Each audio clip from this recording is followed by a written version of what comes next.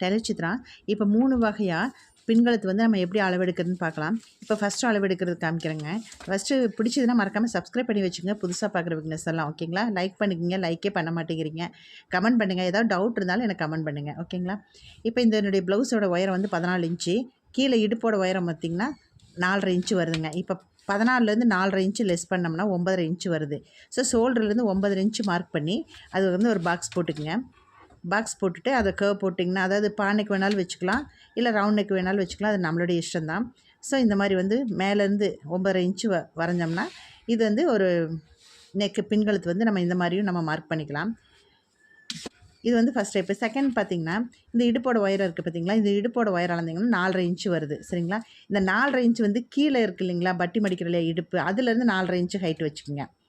வச்சு இதே மாதிரியே பாக்ஸ் போட்டுக்குங்க. பாக்ஸ் அதே மாதிரியே போட்டிங்கன்னா ஷோல்டர்லேருந்து இறங்குனீங்கன்னா இது ஒரு டைப்பும் நம்ம எடுக்கலாம் சரிங்களா. நம்ம கழிச்சும் எடுக்கலாங்க, இந்த மாதிரியும் எடுக்கலாம். 3வது பார்த்திங்கன்னா, ப்ளவுஸை அப்படியே போட்டு பாருங்கள், இப்போ நான் போட்டிருக்கேன் பாருங்கள், அந்த மாதிரி போட்டு நெக்கு அதே மாதிரி ஷோல்டர் நல்லா இழுத்து வச்சு மார்க் பண்ணோம்னா கரெக்டாக வந்துடுங்க. இது பிடிச்சுன்னா மறக்காமல் சப்ஸ்கிரைப் பண்ணி வச்சுக்கோங்க. தேங்க்யூ.